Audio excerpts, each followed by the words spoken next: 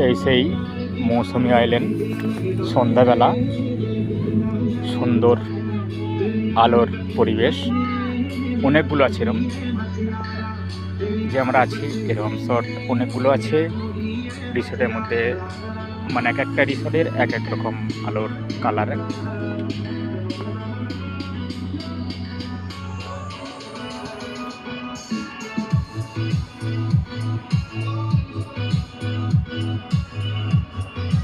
এটা হচ্ছে রিসোর্টের বাইরে, এটা হচ্ছে আপনার নদীর মানে সাগরের চড়ায় যেগুলো করা আছে রিসোর্টগুলো, বসার জায়গা বাঁশ দিয়ে এগুলো।